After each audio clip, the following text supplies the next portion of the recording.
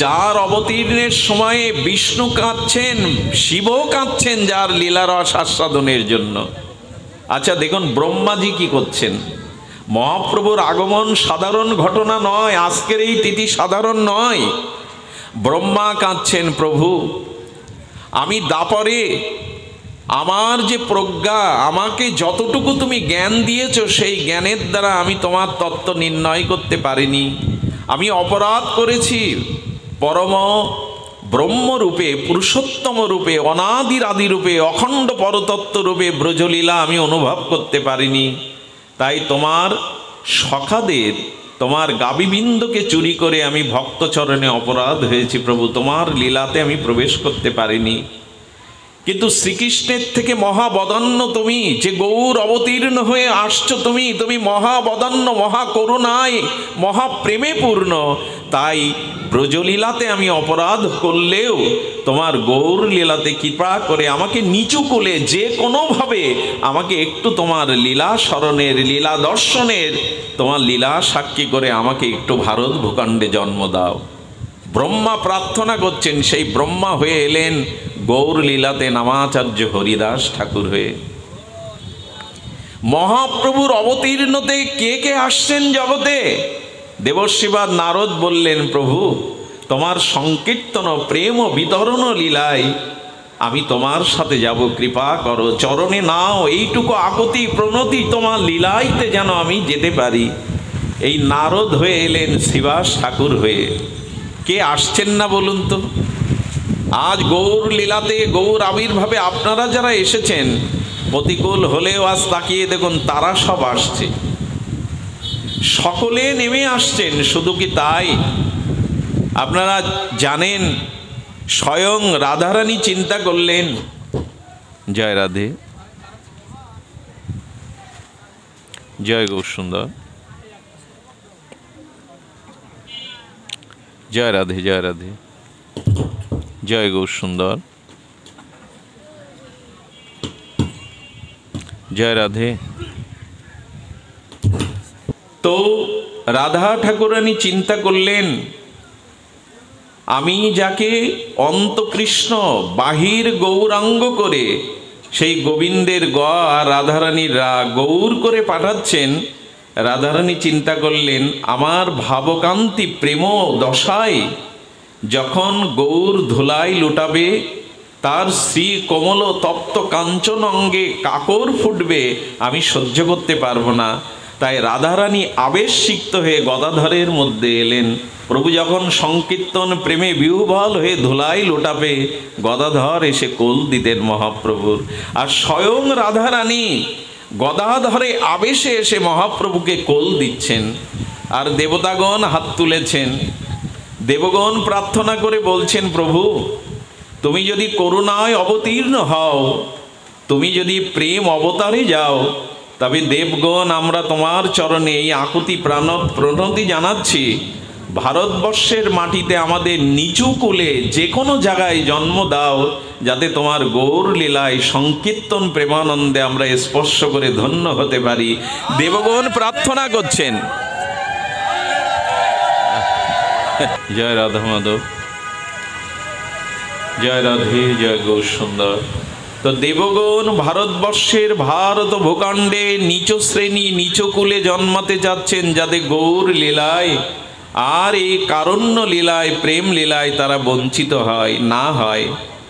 আজ ব্রহ্মা আসছেন, বিষ্ণু আসছেন, শিব আসছেন, আজ নারদ আসছেন, দেবকুল নেমে আসছেন। এই জন্য বললেন সুরেশনং দুর্গং। আজ দেবগণেরও নিরাপদ অভয় স্থল হলো গৌর চরণ। সেই মহাপ্রভুকে আমরা কতটুকু অনুভূতি করতে পারলাম। সুরেশানাং দুর্গং, আর কি বলছেন, গতিরতি শয়ন উপনিষেদনং। ধ্যান দেওয়ার মতো যদিও অবস্থা নাই, তবু ধ্যান দিয়ে শুনুন। বেদ বেদান্ত শ্রুতিশাস্ত্র সমস্ত শাস্ত্রের আর প্রতিপাদ্য বিষয় হলেন এই শ্রীকৃষ্ণ চৈতন্য মহাপ্রভু। দেখুন বেদ ভগবান মহাপ্রভুর আবির্ভাবকে আর শ্রুতি স্মৃতি প্রমাণে নেই যে গৌর সুন্দর পূর্ণ অবতারী। বেদে একথা সূক্ষ্মভাবে বেদের শ্রুতি স্মৃতি উপনিষদে বলা আছে সূক্ষ্মভাবে। এই জন্য অনেকেই প্রশ্ন তোলেন, তোমাদের শ্রীকৃষ্ণ চৈতন্য যে অবতার, এর তো উল্লেখ নাই, 24 অবতারে বা অবতার ক্রমে তো উল্লেখ নাই, তোমরা কি করে বলছো যে শ্রীকৃষ্ণ চৈতন্য স্বয়ং অখণ্ড পরতত্ত্ব ভগবান? বলেন বেদ শ্রুতি স্মৃতি পুরাণ উপনিষদের, আর সেখানে বলেছে রসবৈষা। কেই রসবৈষা? লব্ধা নন্দী ভবতি। এই রসিক শেখর রসিকেন্দ্র মৌলি বেদের এই শ্রুতির তাৎপর্য মহাপ্রভুই। পরে সেটা গোস্বামীরা জানিয়েছেন, বেদাদি শ্রুতি শাস্ত্রের উপনিষদের প্রতিপাদ্য বিষয় হলো শ্রীকৃষ্ণ চৈতন্য। শুধু কি তাই? মুনিনাং সর্বস্বাং, সমস্ত মুনিগণের, আমার কাছে দেন, সমস্ত মুনিগণের, মননশীল মুনিগণের একমাত্র মননশীলতায় আছেন মহাপ্রভু। মুনিনাং সর্বেশ্বং, মুনি কারা? যারা মনন ক্রিয়ার দ্বারা, ধ্যানের দ্বারা সেই পরম ব্রহ্মকে আর হৃদয়ে অনুভূতি করেন, অনুভব করেন। তো সেই মননশীল মুনিগণেরও সর্বস্ব ধন হলো আমার গৌর। মুনিগণেরও সর্বস্ব ধন আমার গৌর। দেখুন রামলীলায় রাঘবেন্দ্র রাজীবলোচন মা সীতাকে নিয়ে দণ্ডকারণে জানকী বল্লভ রাঘবেন্দ্র রামচন্দ্র আর জগতলক্ষ্মী সীতামা বসে আছে। সেখানের সেই ঋষিমুনিরা আর এই ভগবৎ ভগবতীকে দর্শন করে আর তাদের চিত্তে এতদিনের ধ্যানময় স্বচ্ছ হৃদয়ে আর অনুভূতির হৃদয়ে তারা চরণে পড়ে বললেন, আমরা যুগল ভজন করতে চাই। রাঘবেন্দ্র রামচন্দ্র বললেন, এই লীলাতে তা সম্ভব নয়। আসছে ব্রজলীলাতে বহু বল্লভ হয়ে যখন যাব, তোমরা ব্রজে জন্মগ্রহণ করে এই যুগল লীলাকে আস্বাদন করবে। কিন্তু ব্রজবাসী বৃন্দাবনের সকলের এই প্রেম উপলব্ধি হয়নি। তার পরিশিষ্ট মহা যুগল ভজন গৌর এসে ওই পরিকর নিয়ে পূর্ণ করলেন। এই জন্য মুনিগণেরও সর্বস্ব ধন শ্রী গৌরচরণ। প্রণত পটলীনাং মধুরিমা। আর যারা মধুর ভজন করেন, যারা মাধুর্য ভজন করেন, সেই মাধুর্য ভজনের একমাত্র মাধুর্য মূরতি হলেন রাধা কৃষ্ণ মিলিত তনু প্রেমাবতার শ্রী গৌরাঙ্গ।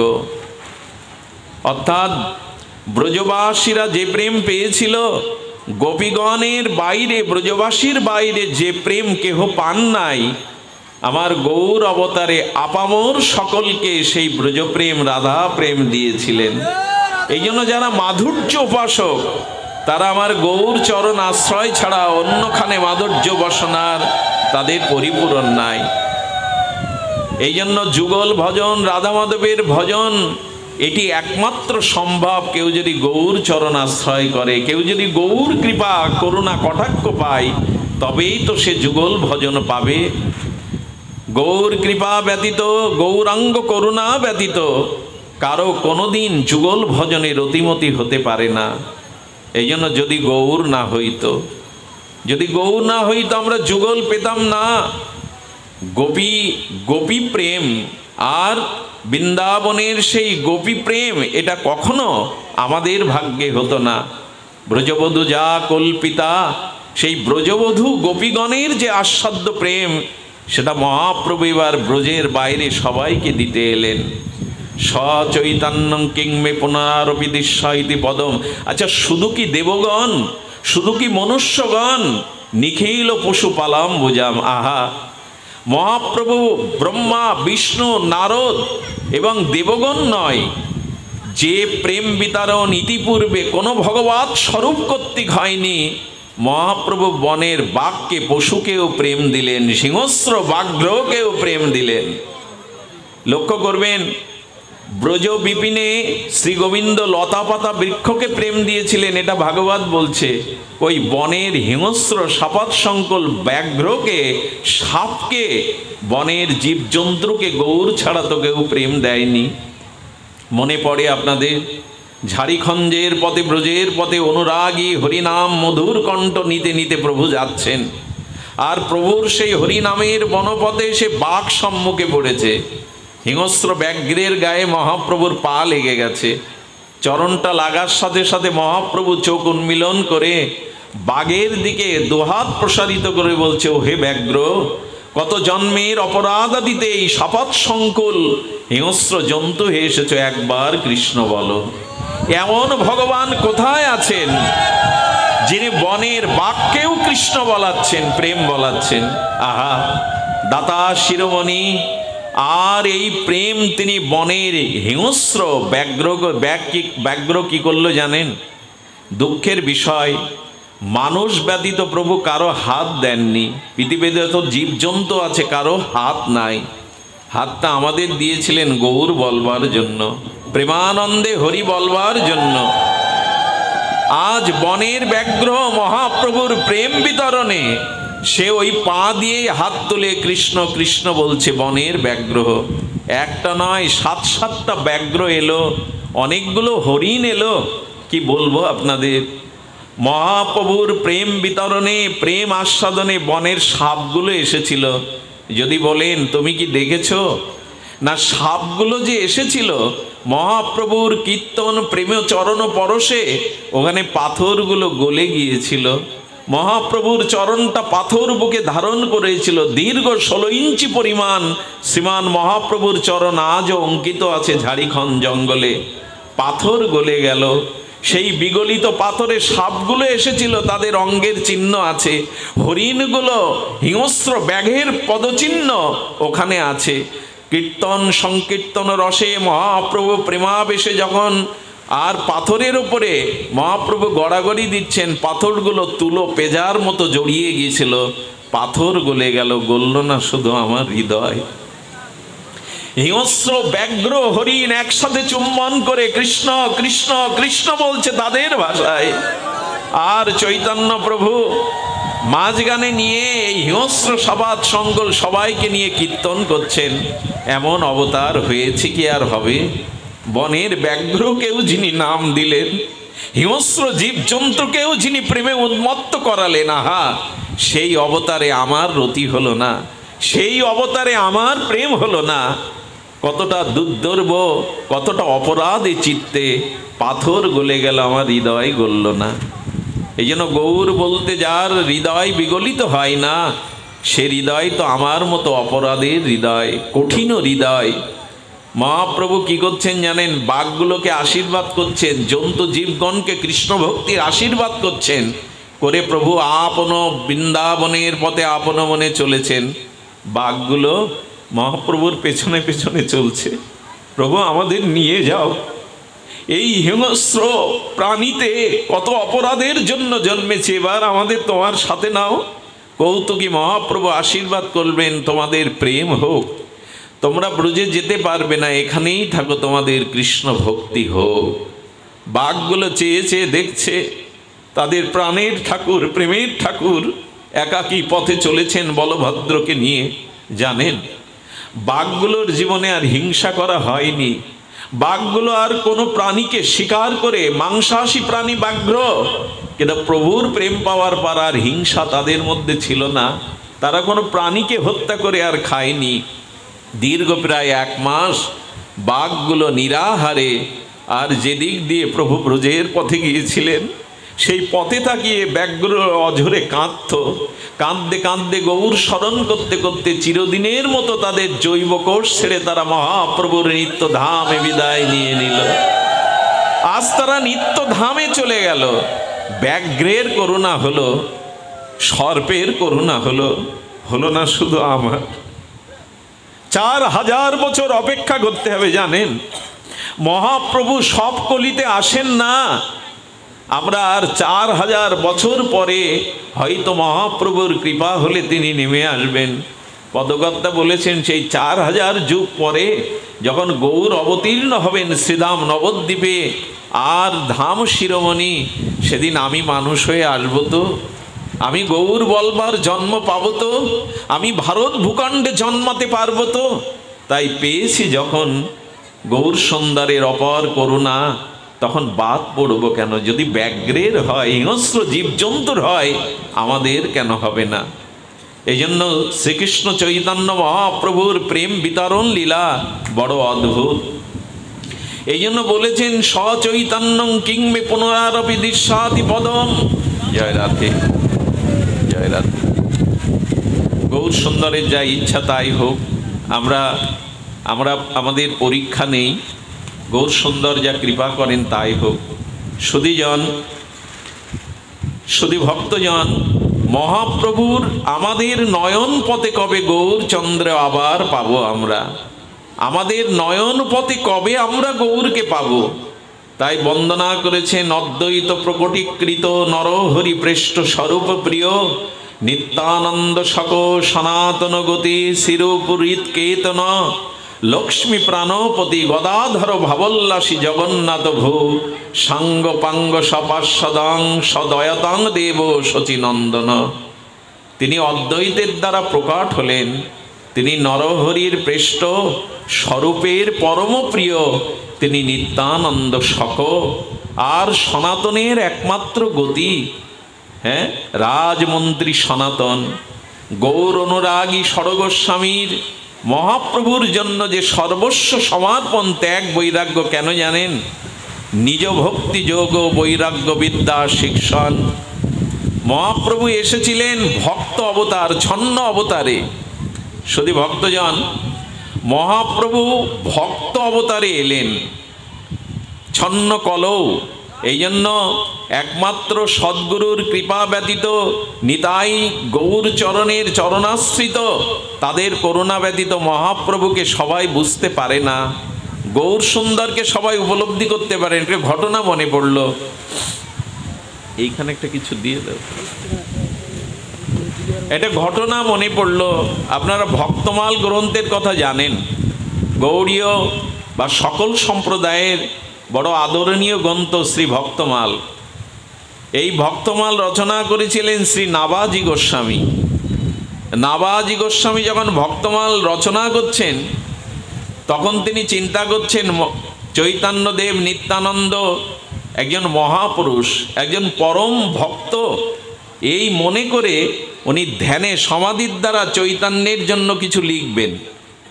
তো নাবাজি গোস্বামী যখন লিখবেন ধ্যানের দ্বারা, আপনারা বিশ্বাস করবেন 3 দিন ধরে সমাধিস্থ নাবাজি ধ্যানের দ্বারা দেখছেন, যখনই গৌর মূর্তি চিন্তা করছেন তখন সামনে কৃষ্ণ এসে উপস্থিত হচ্ছে, যখনই নিত্যানন্দ প্রভুর স্মরণ করছেন তখন বলদেব এসে উপস্থিত হচ্ছে। উনি মনে করেছেন, নাবাজি মনে করেছেন মহাপ্রভু একজন মহাপুরুষ। আমরা অনেকেই তাই মনে করি যে হয়তো মহাপ্রভু কোনো মহাপুরুষ হবে, কোনো কৃষ্ণ শুদ্ধ ভক্ত হবে। তো নাবাজি তার গ্রন্থে মহাপ্রভুর কিছু জীবনচরিত লিখবেন যে একজন ভক্ত হিসাবে, মহাপুরুষ হিসাবে। কিন্তু তিনি যতবার 3 দিন ধরে সমাধির ধ্যানে দেখছেন, যখনই কৃষ্ণ চিন্তা করছেন, যখনই গৌর চিন্তা করছেন, ওখানে কৃষ্ণ এসে উপস্থিত হচ্ছে। যখনই তিনি নিত্যানন্দের কথা ভাবছেন সমাধিতে, তখনই ওখানে বলদেব বলরাম উপস্থিত হচ্ছেন। উনি 3 দিন ধরে নির্ণয় না করতে পেরে, তবে এরা কারা, কেন কৃষ্ণ আসছে গৌর চিন্তা করলে, কেন নিত্যানন্দ স্বরূপ চিন্তা করলে বলদেব তত্ত্ব আসছে। অগ্রদাস শ্রীগুরুর চরণে গিয়ে বললেন, গুরুদেব, মহাপ্রভুর সম্পর্কে আমি ভক্তমালে কিছু লিখতে গিয়ে আমি তাকে মহাপ্রভুর ভক্ত মনে করেছি, কিন্তু এ তো দেখছি কৃষ্ণ বলরাম আসছে। অগ্রদাস গুরুদেব হেসে বললেন, তুমি জানো না নাভা, সেই ব্রজের কানাই এবার, সেই ব্রজেন্দ্র নন্দন এবার রাধা ভাবকান্তি নিয়ে গৌর হয়েছে, গৌর মহাপুরুষ না। শ্রীমান চৈতন্য মহাপ্রভু কোনো মহাপুরুষ ভক্ত না, উনি ছন্ন কলিতে আর নিজের পরিচয় গোপন করেই এসেছেন। নিজের পরিচয় উনি গোপন করেই এসেছেন নবদ্বীপে, তাকে তুমি চিনবে কি করে? আপনারা দেখবেন ভক্তমালের কয়েকটা পৃষ্ঠা মহাপ্রভুর পরতত্ত্বকে নির্ণয় করলেন যে নিতাই হলো বলরাম আর ব্রজেন্দ্র নন্দন কানাই হলেন মহাপ্রভু। শুধু কি তাই? শুধু তাই না। আচ্ছা, এত ভাবি কলিকালের প্রথম সন্ধ্যায় অবতীর্ণ হইল কৃষ্ণ আপনি নদিয়ায়। কৃষ্ণই তো আসছেন, তাহলে মহাপ্রভুর বৈশিষ্ট্য কি? বলো না, শব্দটার দিকে ধ্যান দিন। এত ভাবি মানে ভাবনাটা অল্প না, অনেক ভেবেছেন। শ্রীকৃষ্ণ অনেক ভেবেছেন। কি ভেবেছেন? এত ভাবি কলিকালের প্রথম সন্ধ্যায় ভগবান ভাবতে বসেছেন। আমাদের ভাবনা হতে পারে, কৃষ্ণচন্দ্র ভাববে কেন? ভাবছে কেন জানেন? ভাবছে উদ্ধব ব্রজের একটা ধূলি পাওয়ার প্রার্থনা করেছেন, ব্রহ্মা একটা ধূলি পাওয়ার প্রার্থনা করেছেন। উদ্ধব আরও বলেছেন, গুগ্ন লতা হয়ে ব্রজগোপিকারা ঠাকুরানী যখন কৃষ্ণ অনুরাগে অনুরাগিনী হয়ে ব্রজের পথে ছুটবে, তখন তাদের একটা চরণ রেণু যেন আমার এই গুগ্ন লতার উপরে পড়ে। পৃথিবীতে ভক্ত নির্ণয় করেছেন আমাদের বৃহৎ ভাগবতামৃত সনাতনপদ গোস্বামী। ভক্ত যদি বলা হয় শ্রেষ্ঠ ভক্ত প্রহ্লাদ ধ্রুব, বললেন না, শ্রেষ্ঠ ভক্ত প্রহ্লাদ ধ্রুবের থেকে বলা হয়েছে ব্রহ্মা, ব্রহ্মার থেকে ভগবান শঙ্কর, শঙ্কর থেকে পঞ্চপাণ্ডব, পঞ্চম পাণ্ডব থেকে শ্রেষ্ঠ যাদবগণ। এর ব্যাখ্যা আছে আলাদা আলাদা।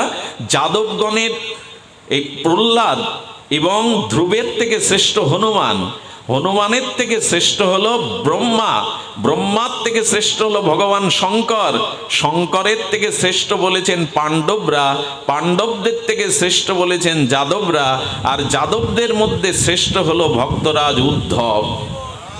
সেই উদ্ধব পর্যন্ত ব্রজগোপিকার একটা রেণু পাওয়ার জন্য বৃন্দাবনে ঔষধি গুগ্ন লতা হয়ে জন্মাতে চেয়েছেন।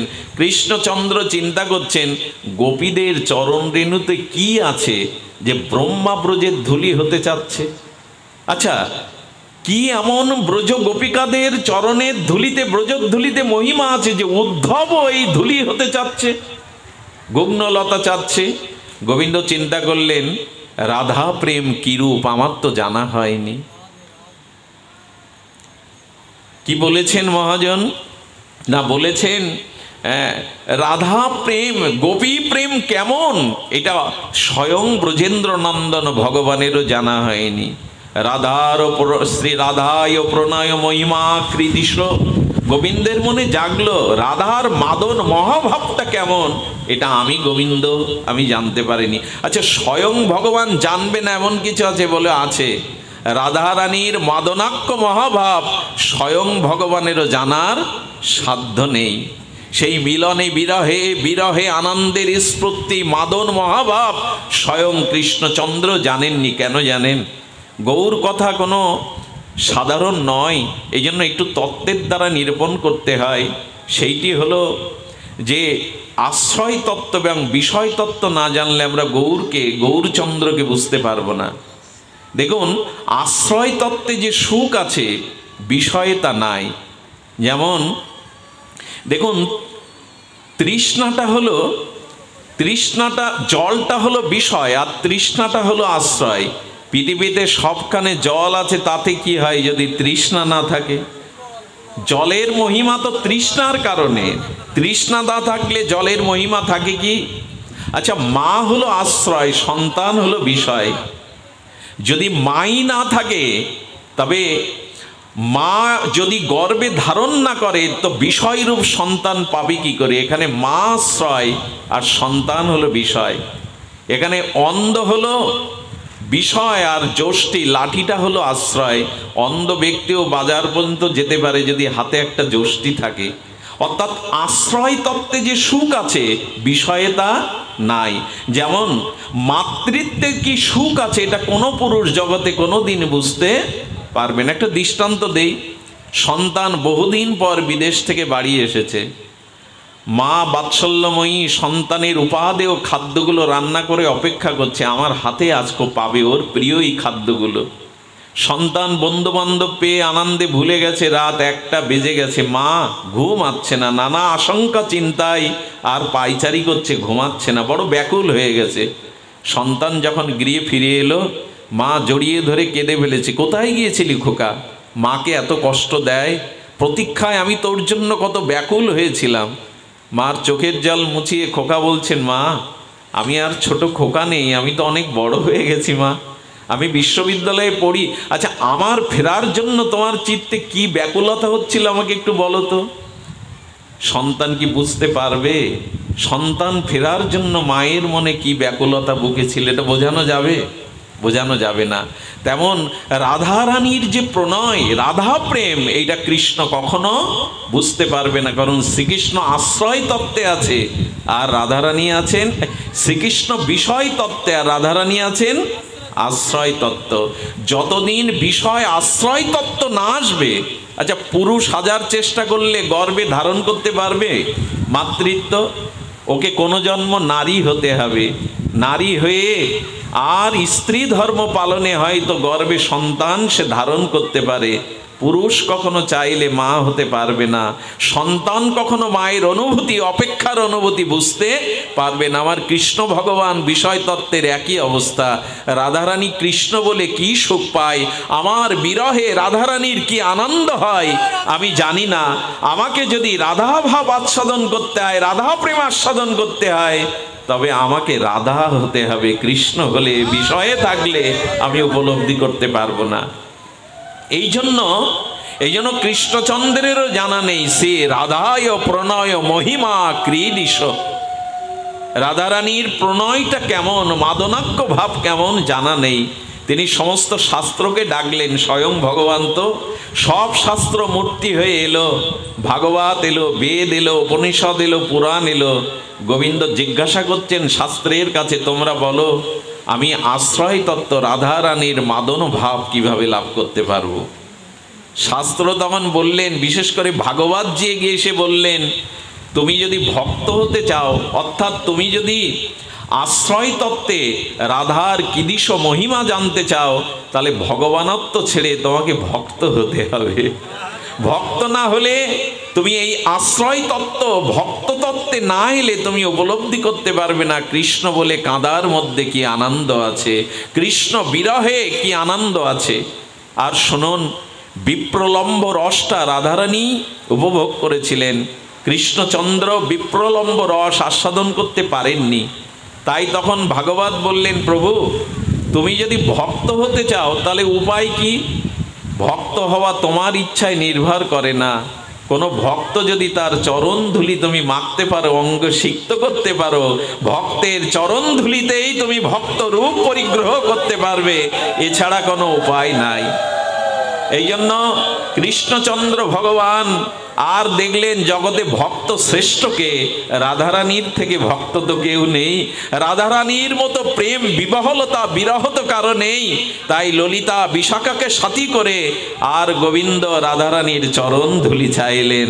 সেই চরণ ধুলি রাধারানীর কৃপায় যখন বিন্দু বিন্দু ওই কালো অঙ্গে এসে পড়তে লাগলো, রাধারানীর অনুরাগীর প্রেম ও চরণ ধুলি কণা গোবিন্দের গাটাকে ঢেকে দিয়ে ভেতরে কৃষ্ণকে নিয়ে বাইরে গৌরাঙ্গ তপ্ত কাঞ্চন রূপ দিয়ে রাধা ভাব দিয়ে দিল, রাধা ভাব দিয়ে দিল।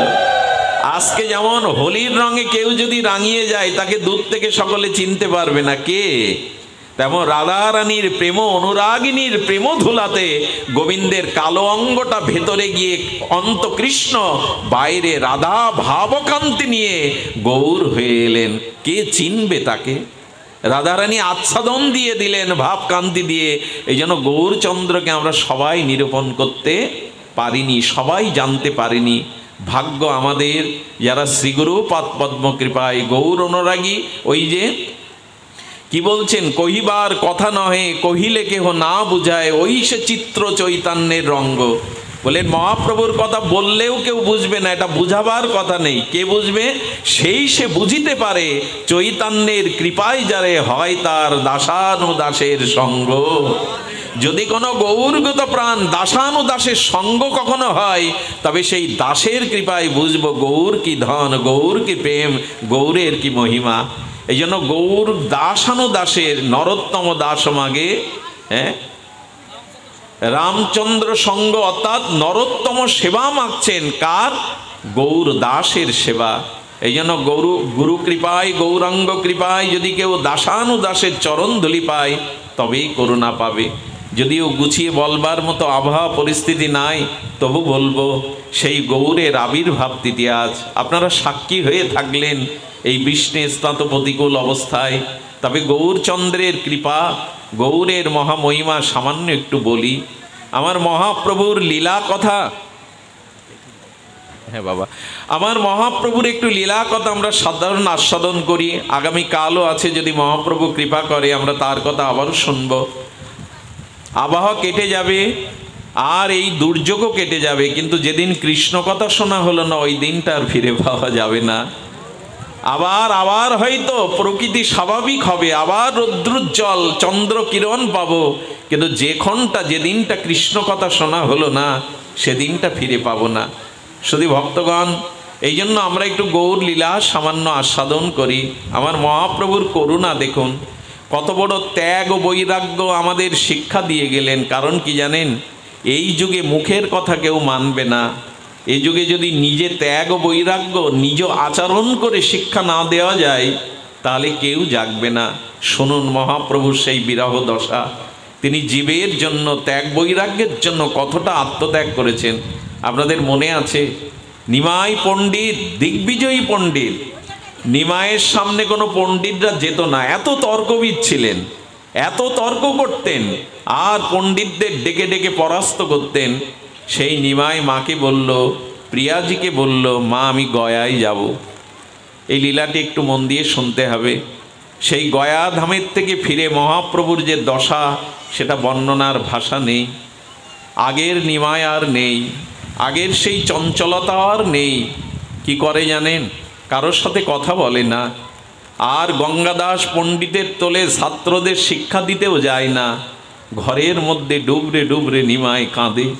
বিষ্ণুপ্রিয়া দেখেন, মহাপ্রভু বিছানায় শয্যায় না থেকে ঘরের মেঝেতে কাঁদতে কাঁদতে মাটিগুলো নখ দিয়ে খোঁড়েন, বিড় বিড় করে কি বলে।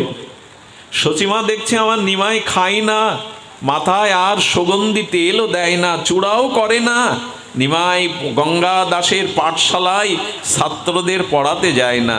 নিমাই, নিমাই, তোর 7-7টা বোনকে আমি হারিয়েছি, তোর বাবা চলে গেল তোকে একা রেখে, তোর দাদা বিশ্বরূপ সন্ন্যাস নিয়ে চলে গেল, তুই আমার একমাত্র বাঁচার প্রদীপ। নিমাই, তুই যদি মুখ এমন করে থাকিস, তুই যদি ভালো করে না হাসিস, তোর জন্যই তো বেঁচে আছি নিমাই। তোর এই সচিমায়ের একমাত্র প্রদীপ তুই নিমাই, কেন এমন করিস? মা, মা আমার তো কিছু ভালো লাগে না মা। কেন নিমাই, তোর কি হয়েছে বল? বলে, মা আমার কিছুই ভালো লাগে না। নিমাই ডুবরে ডুবরে কাঁদে। বিষ্ণুপ্রিয়া মাঝে মাঝে ভয় পেয়ে সচিমার ঘরে চলে যান।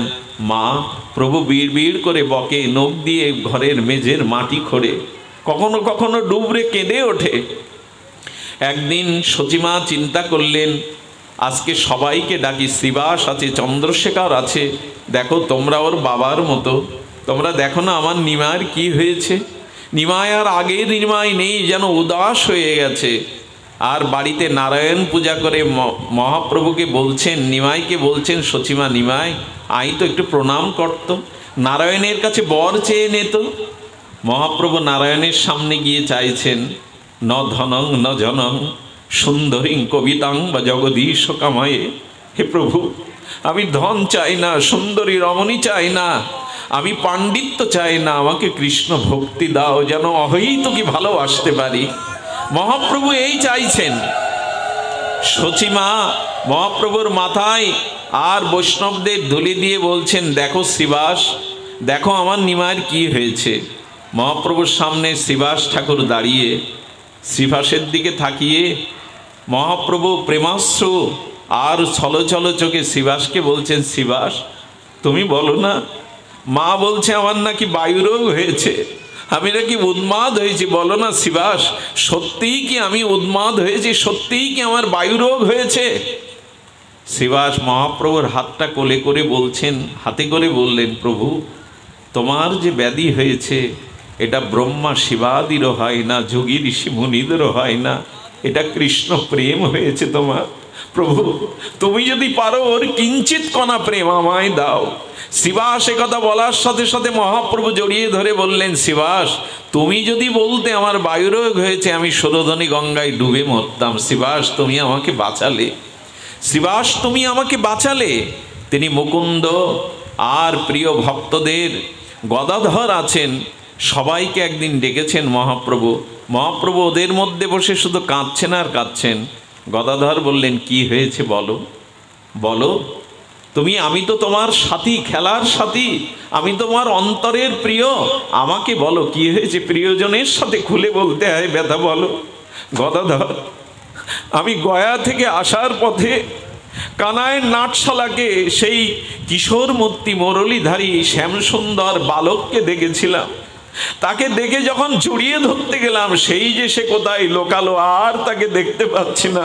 বলো না সে কোথায় লোকালো, সেই মুরলীধারী সুন্দর কিশোর কোথায় লোকালো?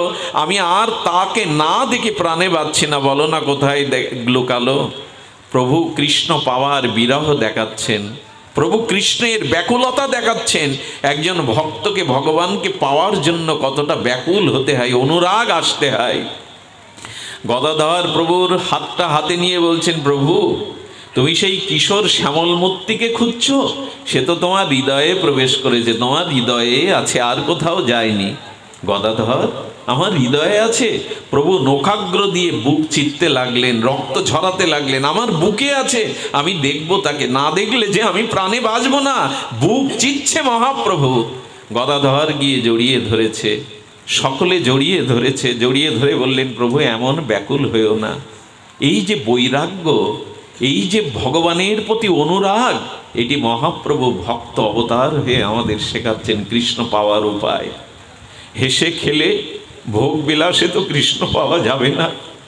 শত বছর গভীরা কেঁদেছিল কৃষ্ণ বিরাহে। রাধারানী ভোর হলেই সেই ব্রজ বিপিনে আর ললিতাকে বলছো, ললিতা আমার শ্যাম কোথায়, শ্যাম কোথায়, বলতে বলতেই রাধারানী ধুলায় পড়ে যেতেন। কখনো মাধবী লতাকে, কখনো তমাল বৃক্ষকে জড়িয়ে ধরে রাধারানী বললেন, আমার শ্যাম আসবে না, আমার শ্যাম। মাথুর বিরহের এই বিরহ, ওই যে রাধারানীর চোখের জল, ওই জল নিয়েই তো মহাপ্রভু এসেছিলেন। এই জন্য সারাটা জীবন তিনি কৃষ্ণ বিরহে কেঁদেছেন, মাথুর বিরহে কেঁদেছেন। রাধারানী মাঝে মাঝে আঙুলের মধ্যে, এই চন্দ্র চিহ্নের মধ্যে কৃষ্ণকে দেখতে পেয়ে বলতো, ললিতা কৃষ্ণ ফিরে এসেছে ব্রজে, এই দেখ আমার নখচন্দ্রের মধ্যে কৃষ্ণচন্দ্র উদয় হয়েছে বলে নখটা বুকে চেপে ধরে কাঁদতে। ললিতা বললেন, আর কত কাঁদবি? কাঁদতে কাঁদতে দশম দশায় তোর যদি প্রাণ চলে যায় রাধে। বলে, প্রাণ চলে গেলেও আমি ব্রজে তমালে আমাকে বেঁধে রাখিস, যাতে কৃষ্ণ এসে প্রাণনাথ এসে দেখে আমি এখনো তার প্রতীক্ষায় আছি। ওই যে রাধারানীর বিরহের চোখের জল, ওই জল নিয়েই তো প্রভু এসেছিলেন। সারাটা জীবন কেঁদেছেন প্রভু। কারণ কি জানেন? নিজে না কাঁদলে অন্যকে কাঁদানো যায় না, নিজে না মজলে অন্যকে মজানো যায় না। কলির জীব আমরা, কাম অন্ধ, আমরা সত্য অন্ধ। আমাদের চিত্তে আছে পাপ, মলিনতা, দুর্বাসনা। কৃষ্ণ বলে আমরা কাঁদতে পারি না। আমরা বিষয়ের জন্য কাঁদি, ঘটি বাটির জন্য কাঁদি, রোগ শোকের জন্য কাঁদি। কিন্তু মহাপ্রভু এসে দেখালেন, কৃষ্ণ বলে কাঁদো। কাঁদতে হয় যদি কৃষ্ণ বলে কাঁদো। এই বিরহের কান্না প্রভুর থামেনি। চারিদিকে ভক্তদের মহাপ্রভু বললেন, আমি সন্ন্যাস নেওয়ার সিদ্ধান্ত নিয়েছি। বজ্রপাত পড়ল সচিমায়ের মাথায়। সচিমায়ের মাথায় যেন বজ্রপাত পড়ল। দেখুন কি ত্যাগ স্বীকার করেছেন। আর সচিমা যখন বজ্রপাতের মতো সংবাদ এলো, বিষ্ণুপ্রিয়াকে ঘরে গিয়ে সচিমা বললেন, আমার গৌরের কি ভাব দেখছি প্রিয়া, বধূ তুমি বোঝাও। একদিন রাত্রে বিষ্ণুপ্রিয়া হাত জোড় করেছে, হাত জোড় করে বললেন, একটা কথা দেবে আমায়? আমার জন্য না হলেও তুমি মায়ের বুকে ছুরি দিয়ে সন্ন্যাসে যেও না প্রভু, আমার কথা ভেবো না। কিন্তু মা, তুমি চলে গেলে মাকে আর বাঁচানো যাবে না। আচ্ছা তুমি বলো তো, চারিদিকে আকাশে বাতাসে শুনছি তুমি নাকি সন্ন্যাস নেবে।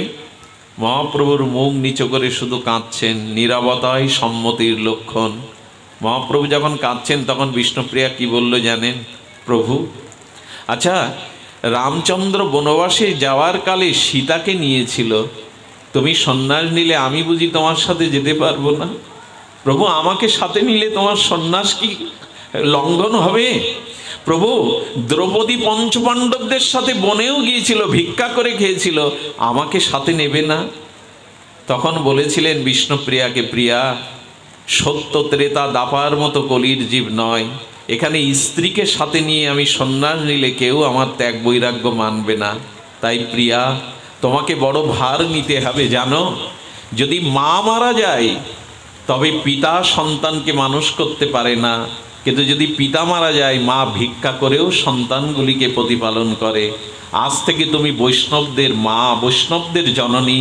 তুমি ঘরে বসে বসে ত্যাগ বৈরাগ্যের দ্বারা কাঁদো, না হলে বৈষ্ণব কুল রক্ষা হবে না, নবদ্বীপবাসী রক্ষা হবে না। প্রিয়া, তোমাকে আমি এই ত্যাগ বৈরাগ্য দিয়ে গেলাম, আমার একার কান্নায় যদি জীবে হৃদয় দ্রবীভূত না হয়, তুমিও কাঁদো, সচিমাকে কাঁদাই। এই তিনজনের কান্না একত্রিত হয়ে যদি জীব কৃষ্ণ বলে কাঁদে, ভগবান বলে কাঁদে। সারাটা জীবন এই তিনজন ত্যাগ স্বীকার করলেন, কাঁদলেন। মহাপ্রভু কাঁদালেন সচিমাকে। একদিন সচিমা নিমাইকে বলছেন, নিমাই সত্য করে বল, আমার জীবন প্রদীপ নিবিয়ে তুই সন্ন্যাস নিবি কিনা। মহাপ্রভু বললেন, মা আমি যতবার জন্মাবো আমি তোমার গর্ভেই আসবো মা, তুমি ভেবো না। তবে শোনো, তুমি আমার রূপ দেখো। আমি যখন বামন হয়েছিলাম তুমি অদিতি হয়েছিলে মা। তুমি যখন দেবাহুতি হয়েছিলে আমি ভগবান কপিল হয়েছিলাম। তুমি যখন কৌশল্যা হয়েছিলে আমি তখন রাম হয়েছিলাম। তুমি সেই দাপরের আর যশোদা, আর এই কলিতে তুমি আমার সচিমা, তুমি আমার স্বরূপ দর্শন করো। মহাপ্রভু যখন দেখালেন সেই ভগবৎ স্বরূপ, তখন সচিমা চিনলেন। আমি আমার পেটের সন্তান মনে করেছিলাম নিমাই। নিমাই তো শুধু আমার সন্তান নয়, নিমাই পরম ব্রহ্ম, নিমাই স্বয়ং ভগবান। নিমাই তুই স্বয়ং ভগবান। তখনই নিমাই মাকে বলেছিল, মা সংসারের আরতি করো না, পুত্রকন্যার আরতি করো না, আরতি করো কৃষ্ণের মা। আরতি মানে ভালোবাসাটা ভগবানকে দাও, সংসারকে ভালোবেসে কিছু পাবে না মা। সেই দিন মা বলেছিল, যদি ভগবান হয়ে এলি আমি ধন্য যে ভগবানকেই আমি ধারণ করতে পেরেছি গর্বে। তবে নিমাই আজ আমি তোকে অনুমতি দিলাম, যা সন্ন্যাস গ্রহণ করে জীবকে কৃষ্ণ প্রেম বিতরণ কর। এই যে ত্যাগ, এই যে বৈরাগ্য, এটি একমাত্র মহাপ্রভুর চরিত্রে পায়। তাই করুণাময় গৌরনিধি, কারুণ্যের গৌরনিধি হেন অবতার আর হবে না। গৌর অবতার সর্ব অবতারেরও সার। কলি ঘোর তিমিরে গরসল জগজন ধর্ম কর্মর হুদূর। অসাধনে বিধি, অসাধনে চিন্তামণি বিধি মিলাইল আনি। গোড়া বড় দয়ার ঠাকুর, এমন দয়ার ঠাকুর, এমন করুণার ঠাকুর আর হবে না, হতে পারে না। তাই আজ গৌর পূর্ণিমার দিনে আমরা এই সংকল্প করি, যেন গৌর চরণই আমাদের আশ্রয় হয়, যেন গৌর শরণ আমাদের একমাত্র শরণ হয়। কারণ আমরা কখনো রাধা মাধবের যুগল রতি বুঝবো না ব্রজপ্রীতি, যদি গৌর চরণে আমাদের আকতি না হয়।